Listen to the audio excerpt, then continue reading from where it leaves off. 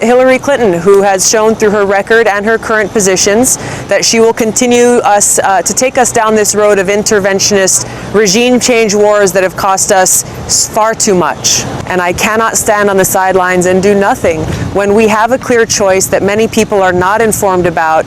There are very stark differences between Hillary Clinton and Bernie Sanders, and I'm going to do everything I can to make sure that people know what those differences are so they can at least make an educated and informed decision. As I'm examining who should be our next commander-in-chief, is someone who exercises good judgment, someone who has foresight, and someone who has this military mindset, which means you take a look at a specific military course of action, and you analyze it carefully to really look at what will the consequences of that course of action be?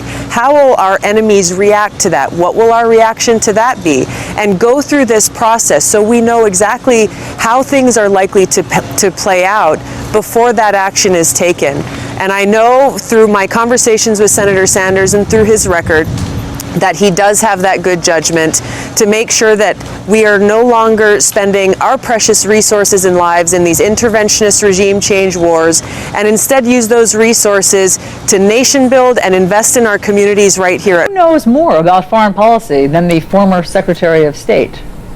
I'm glad you asked, and that's the important question here, is a question of experience versus judgment. We could look to a lot of different places. We could look to Dick Cheney if we want to look for experience in foreign policy. But to me, the real question is judgment. And as a soldier, that's what I look for in my next commander-in-chief, is who will exercise good judgment, who will exercise foresight in looking to see when should we use America's military power, and just as importantly, when should we not use that power? And I'm confident that with Bernie Sanders, he will not take us into these interventionist regime change wars that have cost our country so dearly in American lives, in treasure, what to speak of the hundreds of thousands of lives that have been lost across the Middle East. And it's not just about Iraq, it's about what happened after that. It's about her decision as the architect and champion for the military overthrow of Gaddafi in Libya that resulted in a failed nation and chaos and loss of life and a stronger ISIS and Al-Qaeda. And now with the current war in Syria, where Secretary Clinton supports continuing this regime change interventionist war, Bernie Sanders opposes it and has promised to end it. She has promised to continue it and continue to escalate it with a no-fly zone without providing any details on exactly how many U.S. aircraft will be necessary to implement that no-fly zone. How will it be effective? How many U.S. ground troops will be required to enforce that so-called safe zone or no-fly zone? What will happen if a Russian plane, for example, violates that no-fly zone? There's so many questions on what she is proposing to do on this current day war in Syria that have yet to be answered. And I encourage you to ask her those questions in the debate that you're going to be moderating coming up in New York. I have serious issues with the track record and the positions that she's taken on, in particular as it relates to foreign policy, and the decisions that she has made that have cost our country trillions of dollars, that have cost our country thousands of lives. My brothers and sisters in uniform who I served with, who never made that trip home on that plane, whose families are still home, grieving the loss of their loved ones.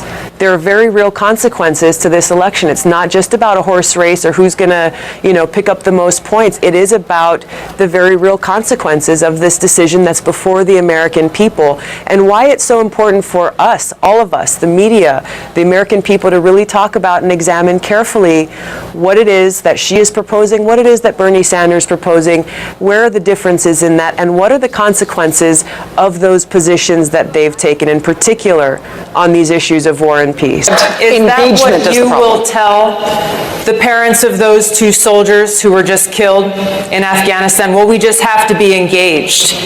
As a soldier, I will tell you that answer is unacceptable. We have to bring our troops home from Afghanistan. We are in a place in Afghanistan where we have lost so many lives. We've spent so much money that's coming out of every one of our pockets, money that should be going into communities here at home, meeting the needs of the people here at home. We are no better off in Afghanistan today than we were when this war began. This is why it's so important to have a president and commander-in-chief who knows the cost of war and who's ready to do the job on day one. I am ready to do that job when I walk into the Oval Office. Thank you very much. We have got to have some present there. The Taliban was there long before we came in. They'll be there long before we leave. Well, we cannot keep U.S. troops deployed to Afghanistan thinking that we're going to somehow squash this Taliban that has been there, that every other country that's tried has failed. I didn't say squash them. When we weren't in there, they started flying planes into our buildings. So I'm just saying right now, we have an obligation. The Taliban didn't attack us on 9/11. Al-Qaeda did. Well, I understand. Al-Qaeda attacked us on 9/11. I understand. That's why I and so many other people joined the military to go after Al-Qaeda, not the Taliban. The Taliban was protecting those people who were plotting against us. All I'm saying is, if we want to go into elections and we want to say that we got to withdraw from the world, that's what President Trump is saying. We can't. I would love for us to. Protecting Al-Qaeda right now in Saudi Arabia.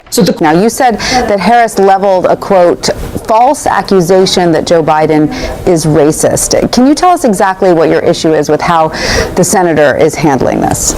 Well, exactly what I said there. Levying this accusation that Joe Biden is racist when he's clearly not, as a way to try to smear him. And as you point to the article that I linked to in my tweet, really what she's saying is her position is the same one that she was criticizing Joe Biden for. So this is just a political ploy, and I think a very underhanded one, just to try to get herself attention, to move herself up in the polls. I think that we need to be above that, all of us. Those are really kind of ancient debates for people who are around our age and younger. Did that seem like a fair discussion to you? And it obviously took up almost all of the oxygen that came out of the first two nights of the debate. No, it didn't. But, I think I'll leave that battle to Biden and Harris. I think one of the things that I'm most concerned with is, Kamala Harris is not qualified to serve as commander-in-chief, and I can say this from a personal perspective as a soldier. She's got no background or experience in foreign policy, and she lacks the temperament that is necessary for a commander-in-chief. I've seen the cost of war firsthand. I've experienced the consequences of what happens when we have presidents, as we have, from both political parties in the White House, who lack experience, who lack that foreign policy understanding, who therefore fall under the influence of the foreign policy establishment, the military-industrial complex. This is what's so dangerous. This is what we've seen occurring over time. If you look at the wasteful regime change wars that have been waged in countries like Iraq, Libya, Syria, there are so many different examples. These are wasteful wars that have strengthened terrorist groups like ISIS and Al-Qaeda, therefore making the American people less safe. So the core of this problem is the fact that big insurance companies and big pharmaceutical companies who've been profiting off the backs of sick people have had a seat at the table writing this legislation. Now, Kamala Harris just talked about Kathleen Sebelius, who helped write her bill. This just pointed to the fatal flaw in her proposal.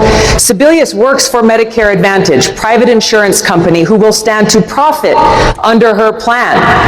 If we're seeking to really reform our healthcare system, we've got to shut out big insurance and big pharma out of the drafting process so they cannot continue to profit off the backs of the sick people in this country who are searching and in desperate need of care.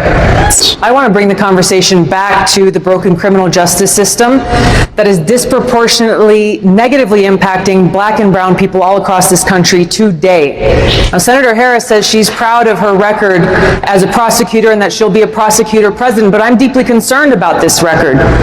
There are too many examples to cite, but she put over 1,500 people in jail for marijuana violations and then laughed about it when she was asked if she ever smoked marijuana.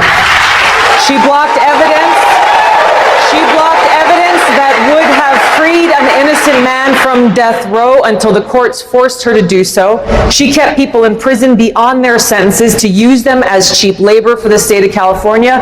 And she fought to keep cash bail system in place that impacts poor people in the worst kind of way. The bottom line is, Senator Harris, when you were in a position to make a difference and an impact in these people's lives, you did not. And worse yet, in the case of those who were on death row, innocent people, you actually blocked evidence from being revealed that would have freed them until you were forced to do so. There is no excuse for that. And the people who suffered under your reign as prosecutor, You owe them an apology. First of all, what I was sharing was not a matter of opinion. These are widely reported facts and reports about her tenure as Attorney General in California, her career as a prosecutor. And we're not talking about something that happened, 30 years ago or 50 years ago. These are things that she did in her last job, just before she was elected as U.S. Senator, and she should be held to account for them. She's claimed to be very proud of this record, so answer for it. The voters deserve to know. But you're right. She refused to answer the question. She refused to engage on the debate stage. And the responses from her and her campaign after the debate was basically to lob cheap smears and basically say that I'm a traitor or a foreign agent or a Trojan horse or whatever it was, and trying to feed those talking points to the media. So, this is concerning on many levels about how a Senator Harris would govern as president. That if there are those who are critics of her or her record, for me, I'm a two-time veteran of Middle East deployments. I'm a soldier currently still serving in the Army. I'm a sitting member of Congress, and she's smearing me in this way. Imagine what she would do to anyone else, as president. Look, I want to break this down to what we're talking about. I want to break this down to what we're talking about here today, because you're talking about a meeting that took place 3 years ago? Well, Congresswoman, every time I come back here on MSNBC, you guys talk to me about these issues. It sounds like these are talking points that Kamala Harris and her campaign are feeding you because she's refusing to address the questions that were posed to her. Congresswoman, it's important, I think, for the American people to have context about your foreign policy issues and where you stand. If you're leading with foreign policy and you're running for the President of the United States, a meeting with Bashar al-Assad, which I'm sure you understand, is a very controversial meeting to take. Hence the reason why when you come on MSNBC, it is important for us to talk to you about that. And of course, every anchor has a different perspective and different questions to ask of you. Every single time for 3 years. This is where the propaganda comes in, because I've talked about this a lot for the last 3 years, and I've talked about how as a soldier, I served in a field medical unit in Iraq, where every single day I saw the very high human cost of war. Every single day, the first thing that I did was go through a list name by name of every single American casualty and injury that had occurred the day before. So I will not apologize to you or to anyone for doing all that let me finish, okay. For doing all that I can to prevent our country from continuing to make these perpetual wrong decisions that have taken a toll on the lives of my brothers and sisters in uniform. I will continue to do all that I can to make sure that we end these wasteful regime change wars that have taken such a toll on all of us and that have made our country less safe. And if that means having a meeting with a dictator, if that means trying to meet with Kim Jong-un in North Korea to de-escalate tensions and remove this nuclear threat from our country and our people, whatever the crisis is, we've got to have a leader with the courage to do the right thing for the American people, putting their interests ahead of everything else. That is what I'm focused on. And that's what's at the center of my foreign policy and the leadership that I'll bring as president.